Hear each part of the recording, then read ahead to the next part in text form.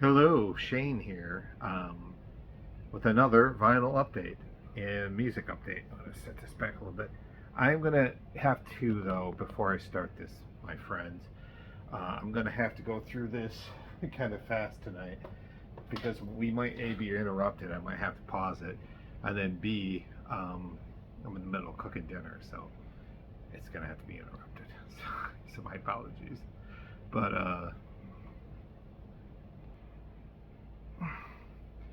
all right, so yeah, we can do this. We can do this.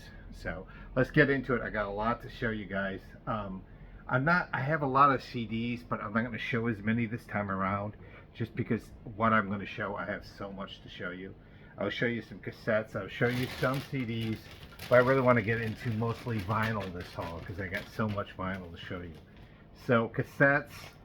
I think I'm just going to highlight and show the best of the best cassettes I have, instead of showing all of them, which will take forever. I think it might be better that way if I do that. So I will do that. So let's see. Night Ranger, Seven Wishes. First, third studio album by this wonderful band. Yeah, I mean, I think I showed you the one last time, Man in Motion, which was, what, their fourth studio album? Yeah, this, like, they knew the formula. We got to have the Sister Christian ballad, which is Sentimental Street on this. And there's Four in the Morning, which I love. Goodbye, another ballad. So ballad heavy, some rockers on this. It's a pretty good album by them. That on a cassette. Great. The Great Call, Let the Day Begin. This was their sort of, like, to me, like arena sounding record. Now, they always had kind of an arena, big kind of emphatic sound. uh, did did did the call, but on this one in particular, there definitely is that kind of emphatic sound. And I'm gonna have to pause this again because I have to fucking get some water. Hold on. I hate interrupting like that, but pausing like that. But I might have to do that one more time when my brother comes back because he's gonna walk through the living room door. But we're going to go ahead and shoot. We're going to keep going, but I had to get a water. Sorry. Let's keep going. I feel so discombobulated doing this video, but once I get going, it'll be fine. Some good noisy alternative from Stomp Box. This is Stress on the Columbia label. Kind of like that noisy alternative. I don't know if this would be like considered like For Love Not Lisa or even Quicksand territory, maybe. I don't remember much about Stomp Box. That was $2. These I picked up real quick from Planet Retro Records, which I'll show you more from Planet Retro. This is Astor Piazzolla, Tango Zero Hour, one of the great world records made in the 80s. This is absolutely fantastic, and I got this for $2. A real surprising, in-depth sort of artistic record with tango music. So tango music is, kind of considered like not as serious, and he had like an artistic flair for it and an emotional aspects to tango that heightened it. And Astor Piazzolla, I can't even say his name right, did it with a lot of albums, but this one in particular. Tango Zero Hour, one of the great world albums from the 80s, world music, whatever you want to call it. Jim Steinman, Bad for Good. This has got a few hits that were on Meatloaf, that Meatloaf recorded later, including Rock and Roll Dreams Come Through and Out of the Frying Pan. Is that on here? Yeah, Into the Fire. He produced or wrote a lot, not produced, but he wrote a lot of Meatloaf songs. He was a collaborator with Meatloaf. He wrote songs for Air Supply and Bonnie Tyler. I like the theatricality of Jim Steinman, but he doesn't got the voice that can match the theatricality. So you get what you pay for here. But I love this record from 1981. I have this on vinyl. Let's see, C.S. Angels, Shadows, C.S. Angels. I think this is kind of dream pop going into gothic rock. I researched these like weeks ago, so I'm not going to remember everything, but Yeah, this is pretty cool. On the Interscope label, so I can't wait to listen to this one. It is Chasing Shadows. So not sure like where these guys, that dreamy pop stuff, like, or psychedelic stuff like this church, or going almost into like the Mission. I don't remember off the top of my head. So my apologies. Like I said, it's hard to remember all these. Just a few left with the cassettes. Postmortem. Haha, this band is great. Festival of Fun. Kind of hardcore pranksters with some thrash elements in there. Really, really tasty. I don't know if I'd consider this like straight crossover or not, but it is a lot of fun. Postmortem. Boston, I think Boston, Massachusetts-based band. Look at that cover. It's fucking great. So, when did this come out? I think this came out in the 90s.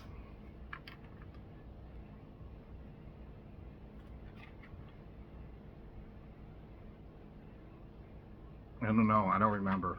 I think early 90s. Good stuff. Postmortem.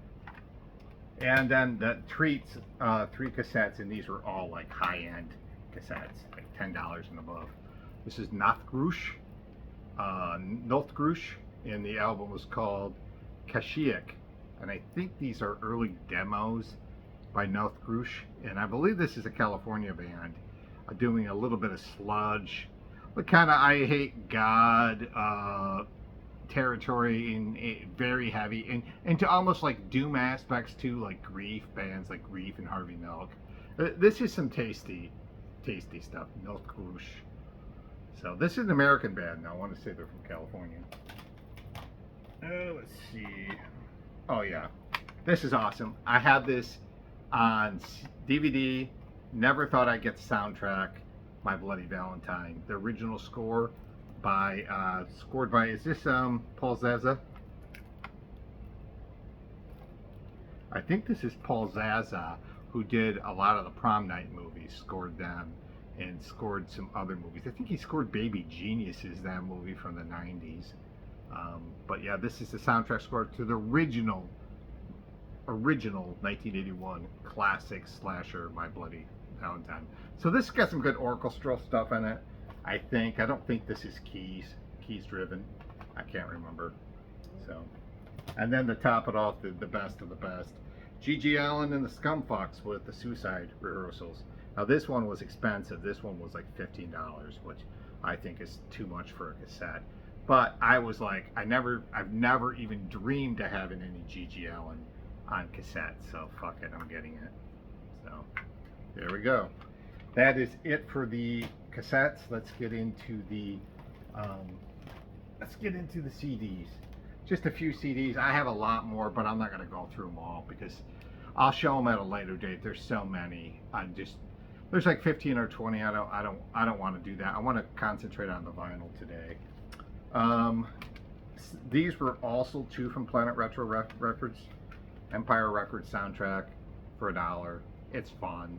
90 soundtrack. Let's see. Jim Blossom's on here. Edwin Collins, the great song "A Girl Like You." The Innocence Mission, Better Than Ezra. Cracker. God, there's some good stuff on here. Von Dondo and doing the Ballad of El Goodo, which is an old Big Star song. 90s alternative soundtrack. From one of my favorite movies from the 90s, Empire Records, about a record store. Love this movie. Okay. Ted Leo and the Pharmacist with Live with the Living. This one was also $1. I think this is kind of like quirky indie rock with some power pop tendencies. I remember Ted Leo was kind of a big deal in the 2000s, like 2000 to 2010. But just taking a chance on this one. Don't know much about it. So Ted Leo and the Pharmacist. Living with Living is the name of that one. This is some good stuff right here. I thought somebody was coming. Dada, the band Dada, and this is Puzzle. Oh, is that the name of this album? Yeah. So 90s alternative band with a very strong inclination of sounding like what the 90s would sound like if the police were coming out and recording music in the 90s. Very interesting.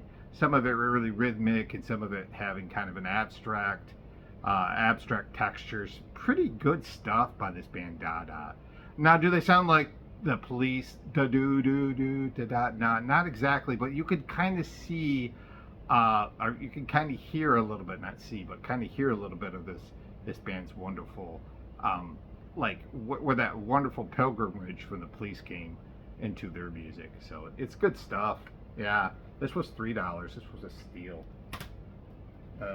This is Black Mark Attack from Black Mark Records, a Black Mark sampler.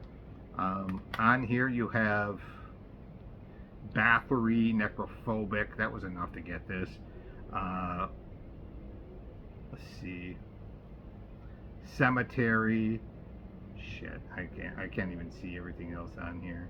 Lake of Tears. So that extreme metal from the Black Mark Records. I think Edge of Sanity's on here too, so can't go wrong with that. We're almost done with this. Underneath What? What is it? So this is an interesting band. This band actually opened, I want to say, back in the day for Fields of Nephilim. And looking at this on the Atco label, looking at this, if you look up closely, I'm thinking gothic rock or psychedelic rock. This is gothic rock. It's been described as metal. Like when I did my original research on this band, it was described as being metal. I'm like, well, this is not fucking metal.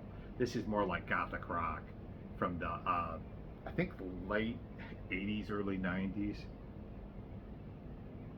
Yeah, 1989. So good stuff. Yeah, good stuff. It's good gothic rock as far as I'm concerned. And then Soothsayer. This is some tasty thrash.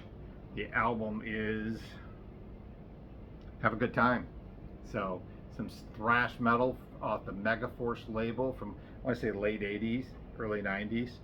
It's just good, tasty thrash metal. It's really, really good. And I remember hearing Soothsayer back in the day. I had a friend who was really into this band. So this is almost like buying it nostalgic. This was $8. And that's the end of the CDs. We're going to get straight into the albums. I'm just going to show you what I picked up from different stores too. I guess I'm going to start with what I picked up there, and then I'm going to go from there. So I went to this place. Here's a bag right here, and there is actually one CD in there, so I'll show the CD too. This was a place called Modern Needs, which was a clothing store that had records, CDs in there, and this is what I picked up from them. Art of Noise, Who's Afraid of the Art of Noise? This is a great record. English group with a real twist of strange sort of, I don't know how you describe them. It's dance, but it's experimental, electronic, out there kind of stuff. If you heard beatbox, you know, this is kind of like if Tom Tom Club was weirder than, you know, weird. So good stuff here from Art of Noise, Who's Afraid of the Art of Noise. I want to say, I think this is their first album, first or second studio album. I was super happy to get that. Really happy to get that. 3 records I picked up. This is indie punk band called the Unnatural Helpers, self-titled album.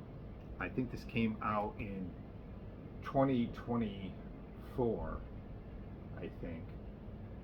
It's a pretty newer album. This is like indie punk. It's punk music. Yeah. Brian, you raining out there? Not yet. I got lucky. Yeah. It's my brother Brian. I decided to shoot a video. I had nothing else to do. Get in here real quick and say hi to him, Brian. Since I let you guys meet my brother Brian real quick here. All right. And then I'm gonna get back to shooting this video. This is my brother Brian. Hi everyone.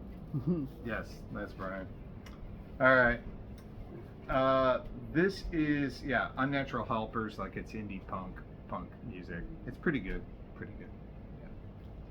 Yeah. Had to have a little surprise in there by bringing Brian in the mix. Good guy.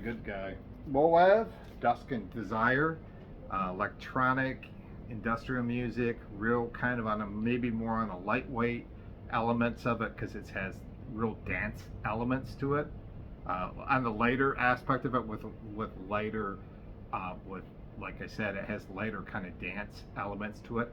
I like Moev. I like this band. You know, one of the great Wax Trax bands from the late '80s. I've always kind of liked these guys. I like the fact it's got kind of this like nice light warmth and you know the a little delicate, you know, into electronic industrial music and dance. And then of course Cabaret Voltaire. This one was $10. I was like, oh, it's like I spent too much up there, but I was not going to be denied. This is Drinking Gasoline. This is an EP, but it's got only like, I want to say 4 songs on here, but it's on 2 albums.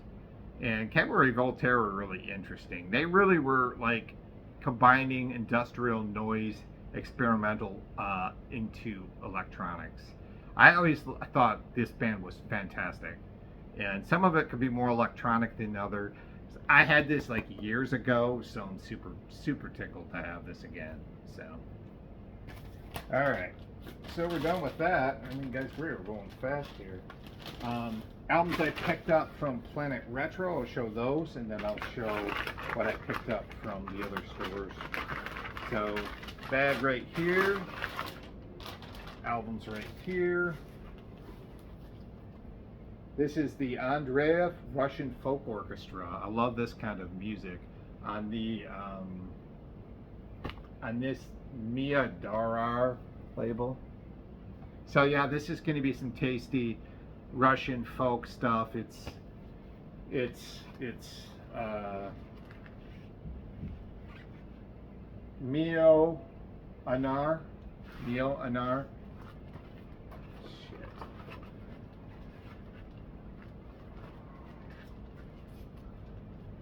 Myanmar.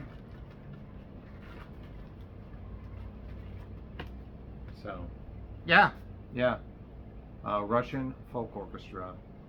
So, yeah. Yves Montand on Broadway, the best of Yves Montand. French singer, songwriter. This one was $1. He's kind of like a torch singer from France. He was an actor too. He's doing Broadway hits here. I kind of like some of this overwrought French pop stuff, you know, on the Verve label. So this is going to be tasty. This one was good. This one was $3, y'all. This one was a steal for $3. And this is Dave Mason at his best. So, greatest hits compilation from the great Dave Mason. This is one that's got some scratches on it, but for its price, it's on the ABC Blue Thumb Nail thing. I mean, I'll probably put $1 on it to resell it, but there's the back and there's the front. Dave Mason. Yeah, I'm not going through these in depth like I usually do.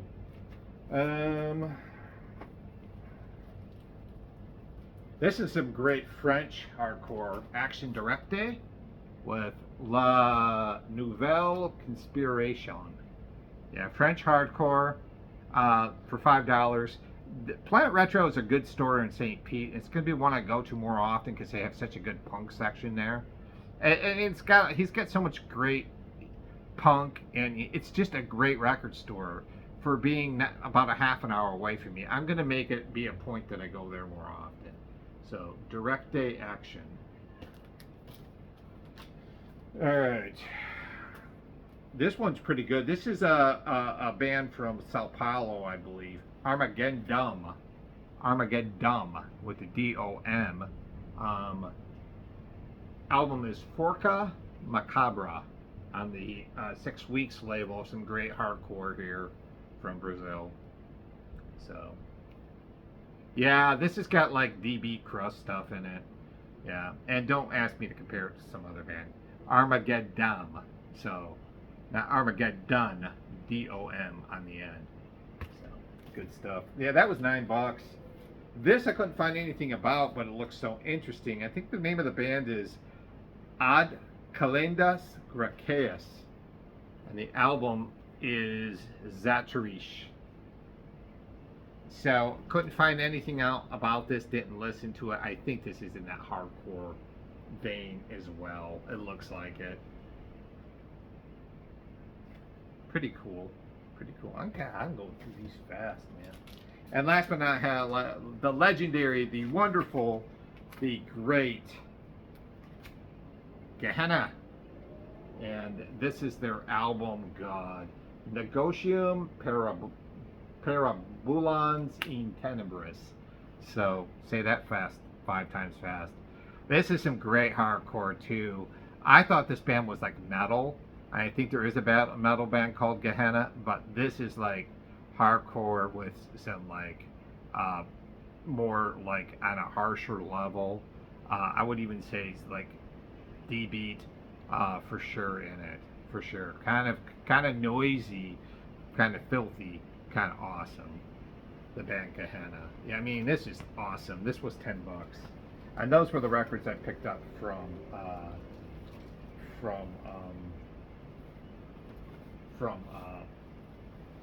Planet Retro.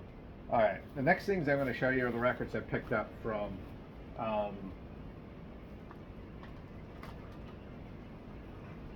it's raining out, guys, so if you hear that, that's rain. I'm going to show you what I picked up from Planet Retro Records, or from not Planet Retro, from I picked these up from was it Bananas Records? Yeah, Bananas Records. So a lot of these were real cheap, but I got them anyways, and some of them are kind of interesting. So I'll just go ahead and show you them in succession. I'm a sucker for fucking box sets of classical. This is the Curvelian Calvero Symphony by Jean Sibelius. So Calvero Symphony, fucking it's a story about this guy who like is in love with his sister, and he does something to her, and ends up killing himself. You know, like he's in love with his sister. I think he rapes her or something like that. Something fucked up, and then he ends up landing on his own sword. So the Calvero Symphony, very politically incorrect symphony. This symphony would get canceled nowadays, but yeah, this was cheap. It's a nice box set. I'll show you real quick. Just look at that cover. It's pretty cool. This is on the EMI label, so I'll just show you that real quick. And I got time now to show you guys some of these records. I love classical box sets. I have a weakness for them, like no one's business. So,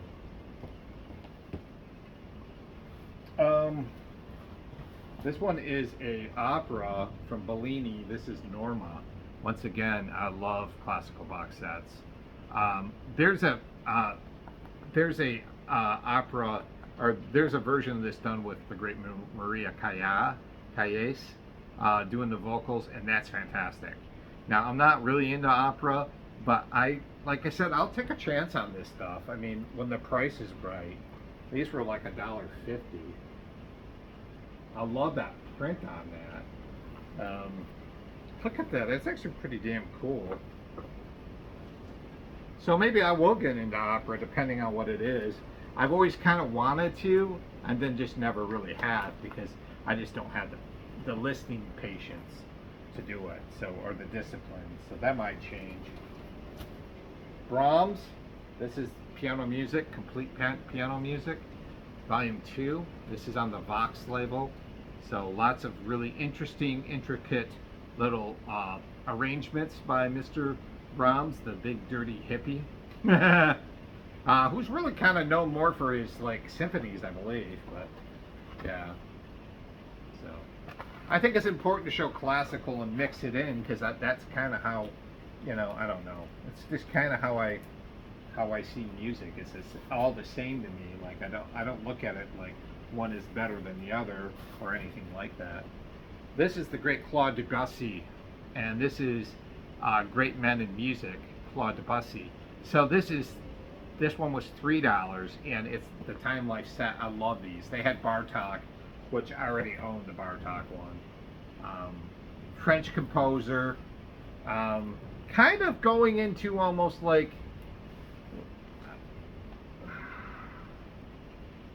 when did his stuff come out?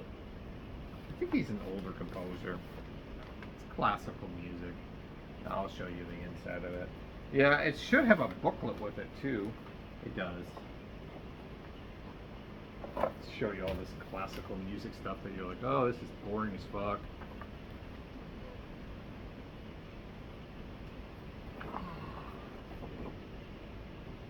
Yeah. Alrighty. Well, it's on the Time Life label, so we'll live with it. Time Life. There's like 4 of these. I mean, I get obsessed with buying these.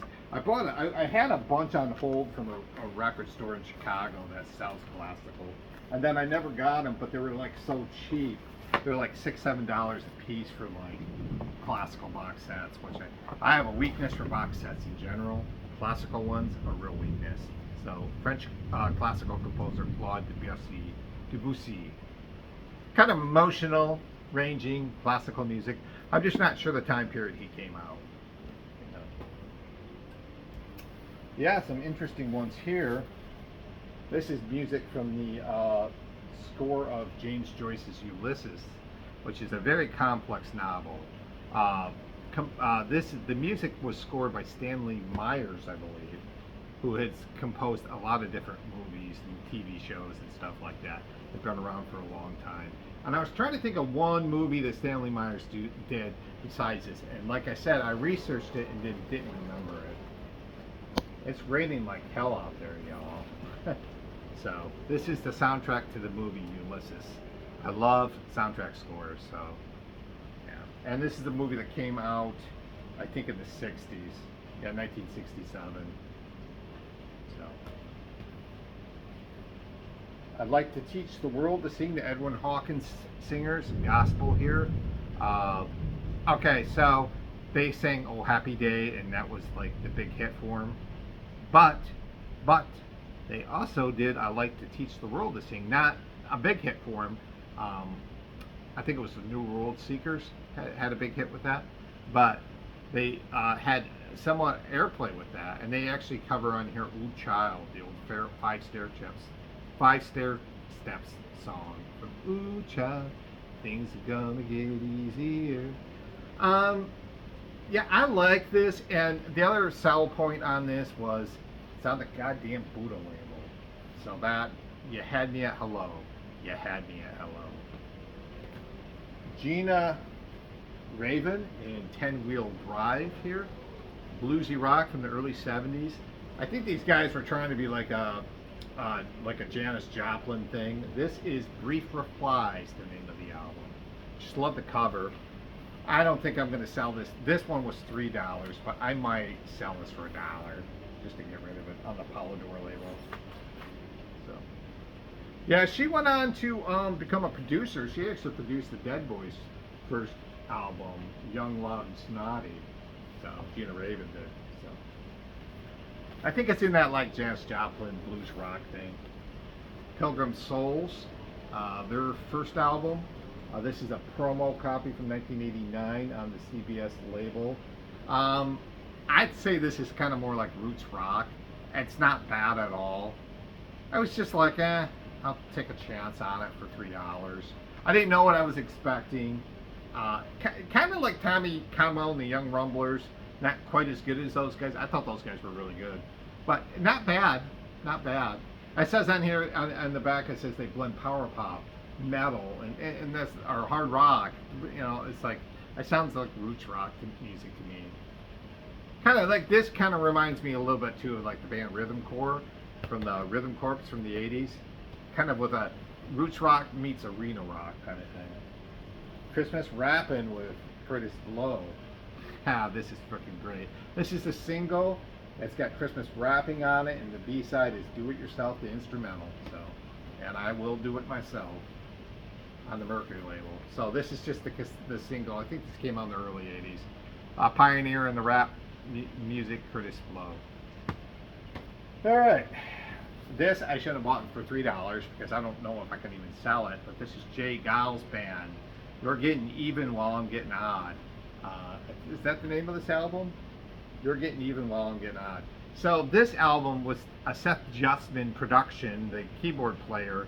Him and who else is in this band? I forget.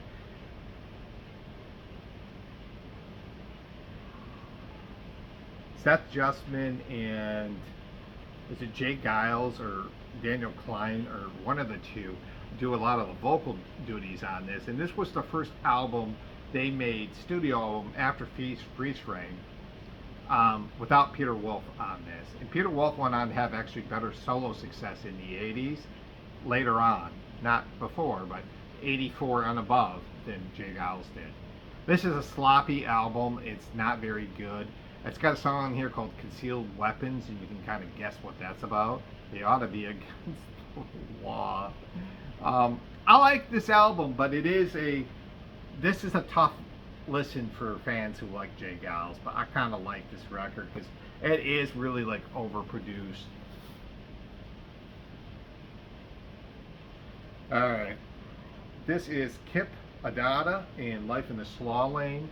So Kip Adada is a comedian, and this is a novelty record. This came out in 1986 on the Rhino label. And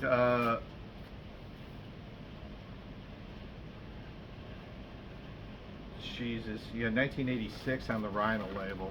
And it's goofy stuff. He had a song in 1984 called Wet Dream, which was a Dr. Demento classic later on, which was a really goofy song. But this is more in the same lane. It's got songs like Life in the Slaw Lane, Captain of the Sofa Team, Yuppie Rap, My Baby's in Jail, My Baby Has to Have a Tattoo, If I Were You, I Wouldn't Be. Yeah, comedy, novelty, rock. I love Kip Adada. It's fun. This one was an absolute steal for what I paid for it. This is the wonderful Washington Squares. This band is great. They're a folk revival band from the late 80s. This is their first album. Their second album was called Fair and Square, which I actually own.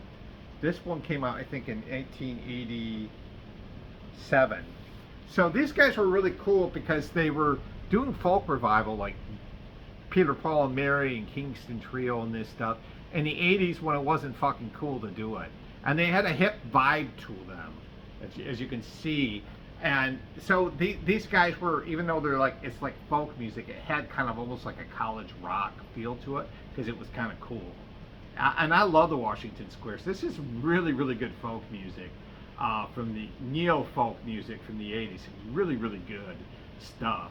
Doing kind of traditional folk, but because it sounds so kind of off in a way, because as you can imagine, production for stuff like this is going to be a little bit off, you know.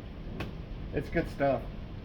And this one, I'll never pay $5 for a Christopher Cross record until I got this one. Another Page, second studio album. This one was priced at $5. I thought it was like $2. And she goes, "Well, it's $5." I go, "I'll just pay for it, and then I'll mark it down to $2 or $3." This was a very anticipated album by Mr. Cross, coming out in 1983, after the success of his debut album, and of course Arthur's Theme, that song. This spawned 3 hits. It's All Right, Think We're Gonna Make It, No Time for Talk, and the song from the television series, I think General Hospital, was it? Think of Laura. It's kind of I think this is a step up, because no, it's not a step up as far as, it's not a better album than the debut album, but it's a step up as far as how comfortable he feels. Like, it feels like he's just more relaxed on this album. And it's kind of a charming listen. Now, song for song, this isn't as good as the first album, but it's a damn fine listen if you like soft rock, or yacht rock like I do. So, Christopher Cross, another Page. Alright, so the last thing I'm going to show you, God, I've scooted through these real fucking fast.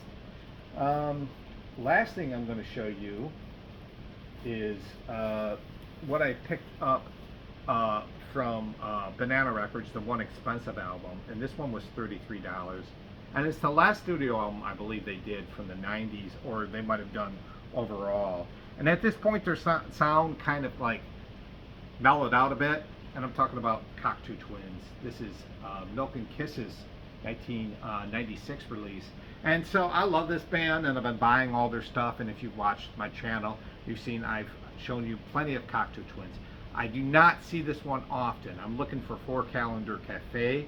I think I have their whole collection on vinyl of the 80s, 90s stuff. I think that's all they made. This was either their last album they made, or they made one in the 2000s. I don't know for sure. I think this was their last studio album. And it definitely is lighter and more pleasant and softer. And I dare I say some of this music can actually be played on soft rock radio, but that doesn't really matter to me. It's still got some ethereal, kind of dreamlike elements to it. And it's the Cocteau Twins. And they do come through with some great songs on here, like Serpent Skirt, Fish Bite is Great, Calfskin Smack. There's some cool songs on here, but it is kind of like they taken, you know, from they started out as almost like a post-punk gothic sound off of Garland's, their first album Garland's, and to this, it's night and day difference between 1982 and 1996, but this is still some tasty dream pop, shoegaze kind of stuff. So I love the Cocteau Twins, love them. All right, that's going to end that. I'm going to pause this real quick. I got to check on one thing. I'll be back in a second. Sorry about the rain you hear in the background, but we're going to be done before an hour tonight. I know I say that a lot, but I mean it this time. Be back in 2 and 2. All right, I'm back. So this is actually, I jammed through these like very, very fast. So I really apologize for it, but I really just wanted to, you know, like get this done at an early clip for a change. I only got a handful of albums, so we're going to be done really, really early tonight. And I got other shit I got to be doing too. So I feel like this has kind of been one of my more rushed things, but please forgive me for that, for pausing and not pausing and all that stuff. But I just I really quickly decided just to shoot this video because I wanted to get it done. You know, I got some other videos coming up, so.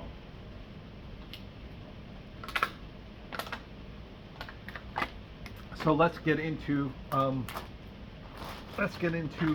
last haul here, and the last haul is all stuff I picked up from my local record store, which I should have shown first, but it just felt right in the order of things.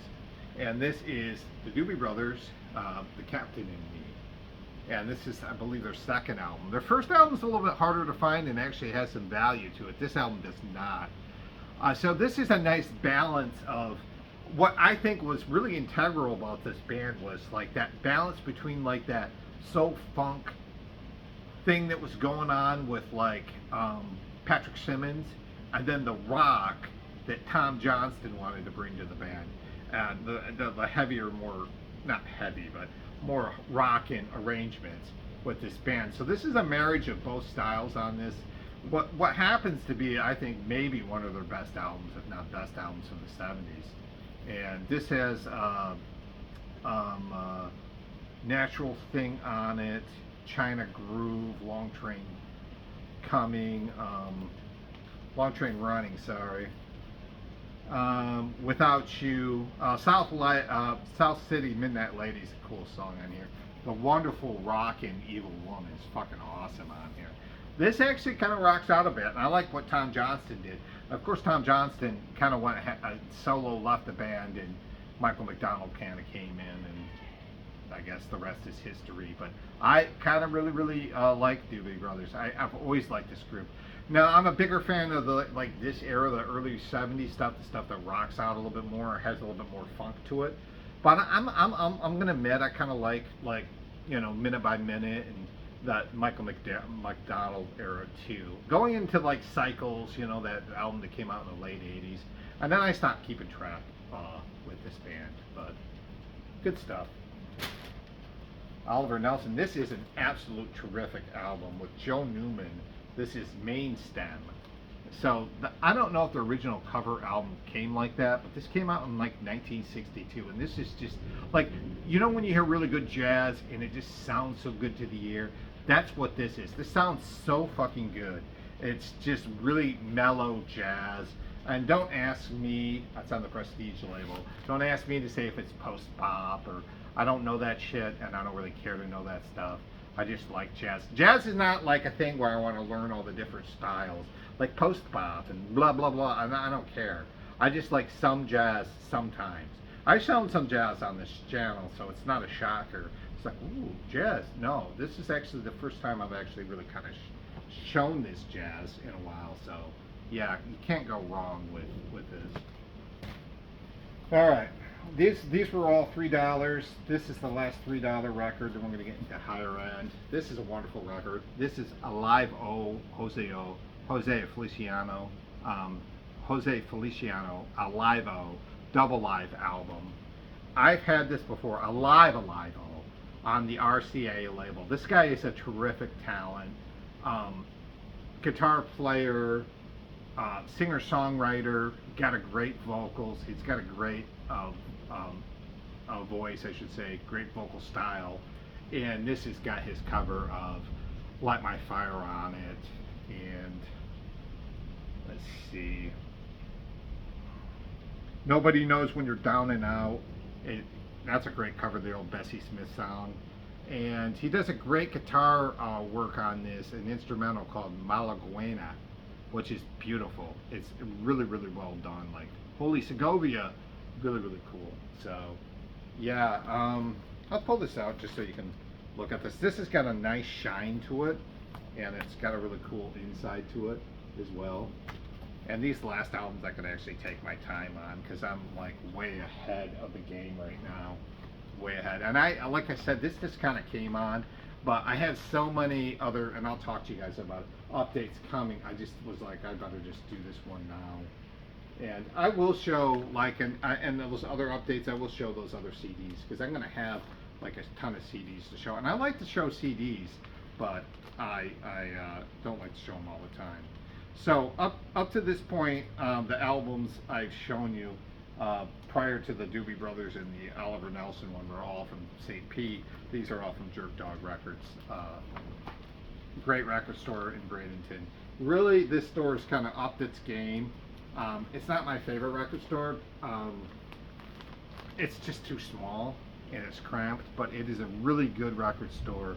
It's worth your time, and you will find some hidden gems in this store. This one was $3.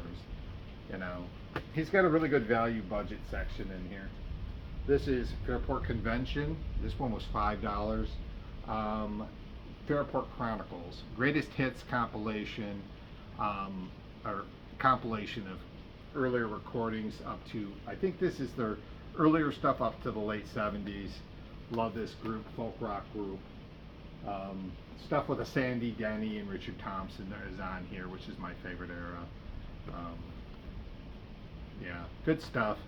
I love that album, Legion Leaf. I mean, most people know that album on the A&M label. So this is a compilation of, I think, 60s, early 70s recordings by these guys. So if you've not heard Fairport Convention and you like folk rock, I mean.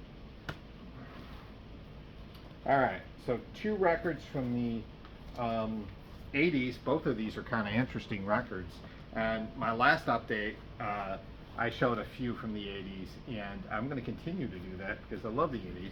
This is Sheila E., and this is, what is this record called?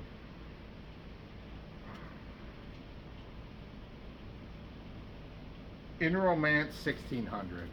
In Romance 1600. And if you look at that cover, and then you look at the back, you probably know this is a Prince-inspired effort. And Prince does, I think, record some stuff with her, produce some of the tracks, plays on some of the tracks, and wrote the standout track on here, I Love Bazaar. This was her second album. I feel like this album was a lot more like funky and street, kind of a street beat kind of thing going on. Definitely feels more Prince than ever. I like the first record she did. But this one I like a little bit more, and I think this is more like an EP because it's only got 6 songs. But this is a tasty, tasty record. Yeah, Love Bazaar is great on here. Sister Fate is terrific. Dear Michelangelo is great on here. Yeah, this is some tasty, tasty 80s soul pop funk kind of fusion, but not jazz fusion, but like a fusion of soul pop rock. Really good stuff. Definitely different sounding than the first album she did. Great post-punk band that's not really considered one.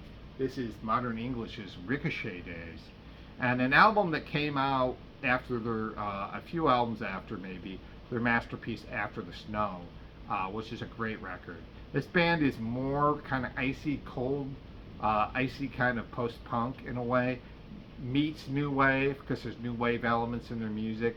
But to think of this band as like I Melt with You, and that's what they are. It's not. It's the same thing with like Icicle Works. Icicle Works was another band that almost merged into being post-punk and had gothic elements in it. And they only had the big single like Whisper to a Scream, and so a lot of people are thinking probably, oh, there's a new wave band. And not one song doesn't make you necessarily a complete out-and-out new wave band. When in fact, Modern English was more, in my opinion, a post-punk band. But they did, I mean, this album's a little bit lighter. Doesn't kind of have that coldness and that contrast on than their earlier stuff, but it's still solid. It's got like dance-like elements on this album, which I'm not like a huge fan of, but I love this band, and I really feel like this is a band I'd like to spotlight more if I find more of their albums, Modern English. So check this out, Ricochet Days, 1984 that came out. All right, you guys, I've been going through this 46 minutes, guys. This is probably a record, so I can just take my time with what's left, and I probably will. So, I probably will. So, the next thing I want to show you is a record I picked up for $26 from Jerk Dog Records. And it was one of those records that was sitting there, and I was just like, I don't need it, but you know what? Because I bought one of their other records from the 90s, I'll pick this one up. An absolute 90s indie rock classic, Guided by Voices, Alien Lanes. So, I did pick up B1000, and this is like the companion piece. And I don't know if this came out in the 90s or late 80s, I forget. I think 90s. I can't remember off the top of my head. But this is considered one of their quintessential albums, if not quintessential album. If you had to have one, Guided by Voices album.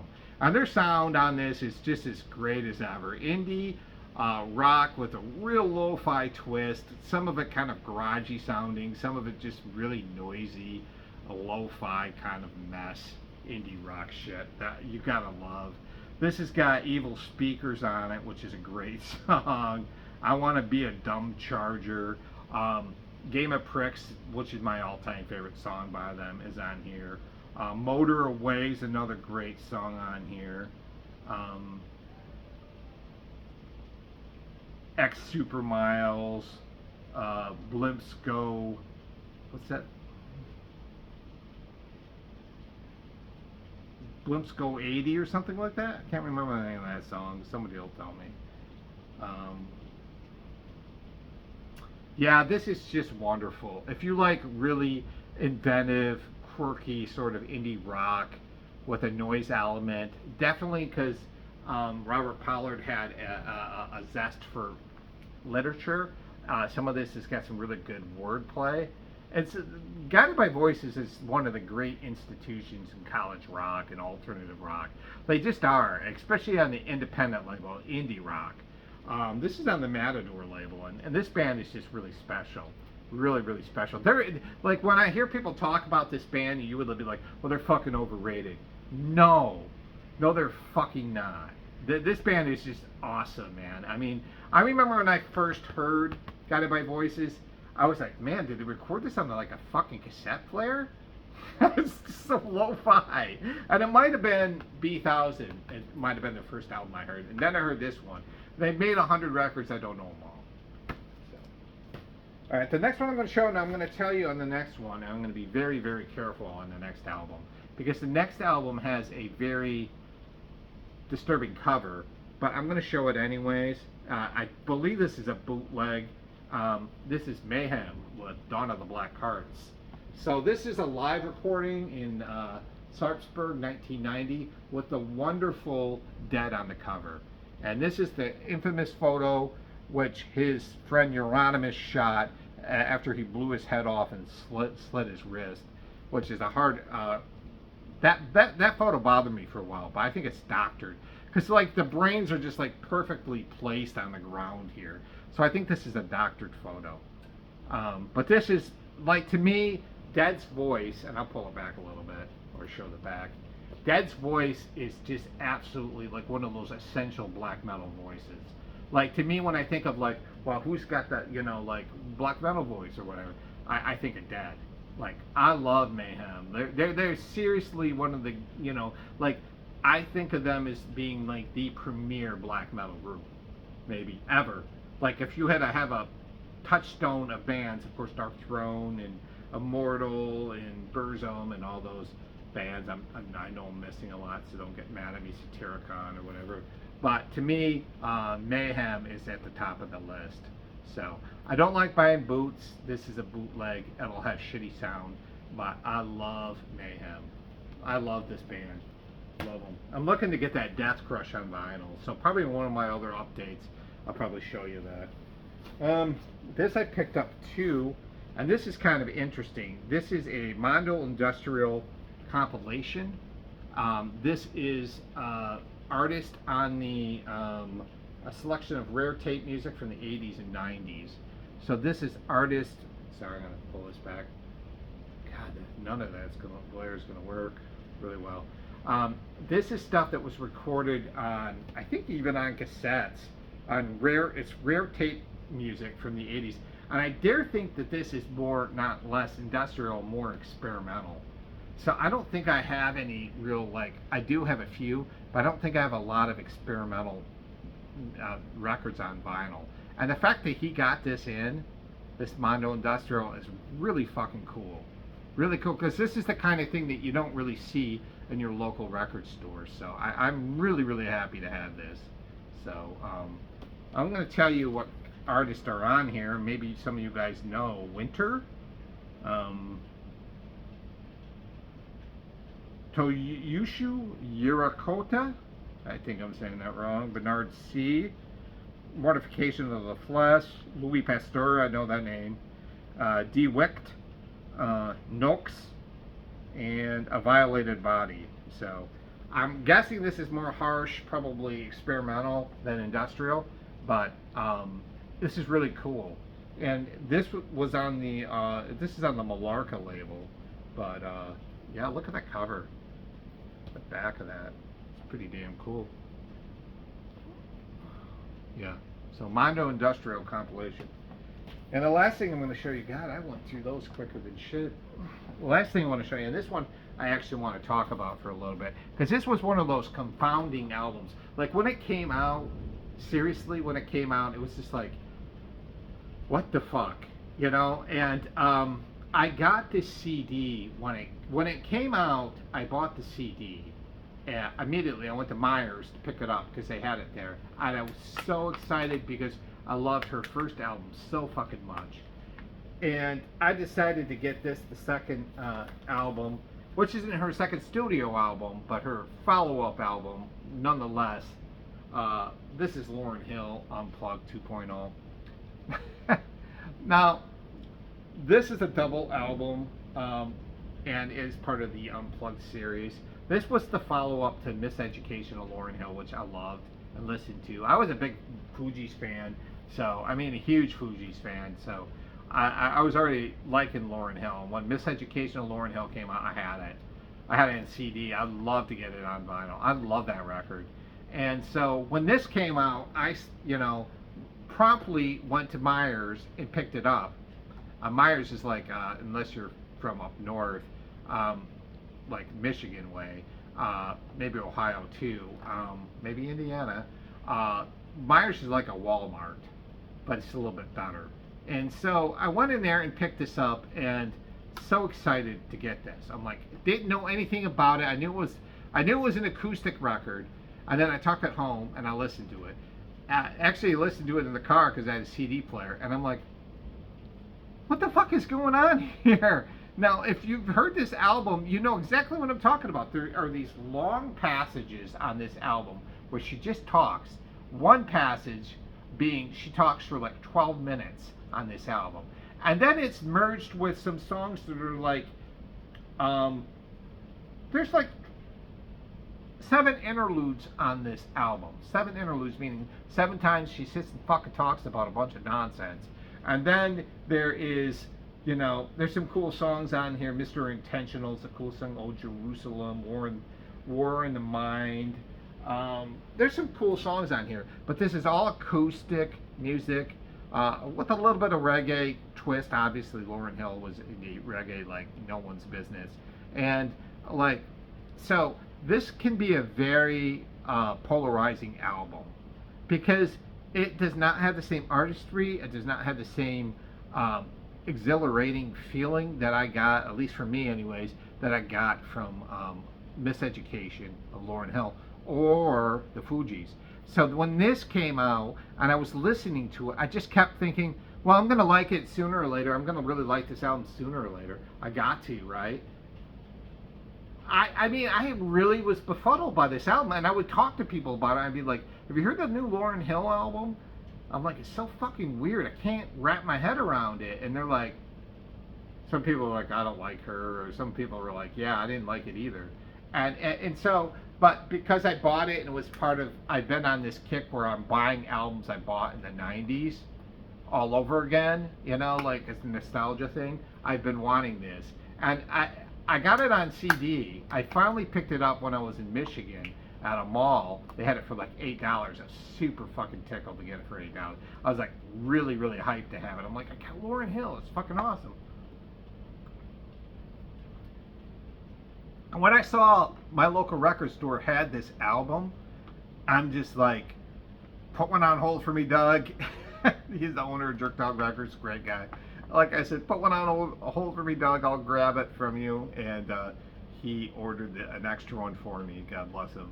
And so here it is, Lauryn Hill. This is a completely befuddling album.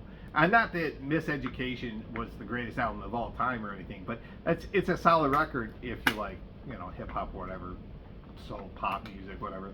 But this album, like, it really is. It's like, I love albums like this that really challenge you to like think about the notion of what the artist is trying to do and what the artist is trying to say, and she's full of it, and she's like straight up full of it.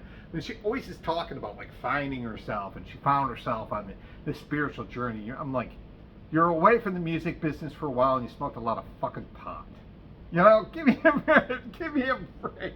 But she was always talk about that kind of, and I went on this journey, man. I had to find myself. This